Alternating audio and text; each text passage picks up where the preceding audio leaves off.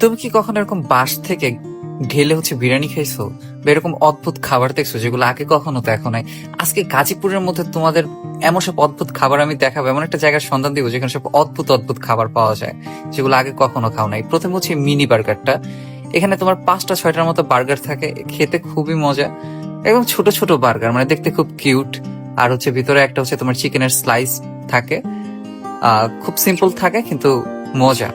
So এটা আমি এর আগে কোথাও খাইনি, এখানে প্রথম দেখলাম। আর মিট বক্সটা ওভারঅল খুবই ভালো ছিল, একদম কম প্রাইসের মধ্যে একটা ভালো মিট বক্সের মধ্যে আমরা যেরকম এক্সপেক্ট করি যে তোমার মিটটাই বেশি থাকবে, এখানে কিন্তু মিটের পরিমাণটাই আমি দেখলাম যে বেশি ছিল।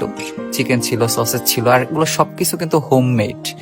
অর্থাৎ তুমি এগুলা খাওয়ার পর তোমার ভারী ভারী লাগবে না, তোমার মনে হবে না যে তুমি কোনো রেস্টুরেন্টের কিছু খাচ্ছ, মনে হবে যে তুমি একটা হোমলি একটা খাবার খাচ্ছ, যেটা খেলে তোমার অসুস্থ হওয়ার চান্সটা কম। সো আমি কথা বলছিলাম ওনারের সাথে, আপু বলছিল যে উনি আসলে নিজেই সবকিছু তৈরি করেন। তো যেহেতু উনি তৈরি করেন, তো এগুলা খাওয়ার পর আমি বুঝতে পারছিলাম যে আসলে তোমার খারাপ ফিল হবে না, ইউ উইল ফিল গুড। আর এই ডিমের এই মাসলা ডিম, এটা একটা বেসিক মশলা দিয়ে করে, কিন্তু খুবই মানে মজাদার। আমি জানি না আমি চটাকদার কথা বলতে বলছি কিনা, নাকি বেশি হয়ে যাচ্ছে তা বলতে পারতেছি না, কিন্তু মজা ছিল। মানে ডিমও যে মজা হইতে পারে, এটা যদি তুমি না খাও তাহলে আসলে বুঝবা না। আর যেটা নিয়ে আমি খুব এক্সাইটেড ছিলাম সেটা বাঁশের এই তোমার বিরিয়ানি। বাঁশ থেকে যে বিরিয়ানি হইতে পারে, এটা আমার মানে আমি কয়েক জায়গায় দেখছি, কিন্তু গাজীপুরে যে আছে এটা আমি জানতাম না।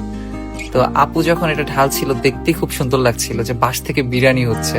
তো এটা আপু স্টিম করে তৈরি করে, 70% আগে থেকেই কুক থাকে, তারপর কিছুটা স্টিম করে তারপর আপু তৈরি করে। সো ওভারঅল এটা খেতে একদম আমরা হোমমেড একটা ফিলিংস পাবা। আমি তোমাকে বলবো না যে এটা তুমি একদম রেস্টুরেন্ট টাইপ কোনো কিছু পাবা, ওরকম না, একদম হোমলি একটা ফিল পাবা। খেলে তোমার ভালো লাগবে, মনে হবে যে কেউ খুব ভালোবাসা দিয়ে তৈরি করছে এরকম। সো এটা নাম 16 আনা। এটা তোমার আমতলিতে শাহিন মামার চায়ের দোকানের অপোজিটে। এটা একটু তুমি গুগলে সার্চ করলেই পেয়ে যাবা, কষ্ট করে একটু গুগলে সার্চ করো, কারণ অনেক সময় তোমরা বুঝো না, গুগলে সার্চ করলে পেয়ে যাবো। Thank you so much.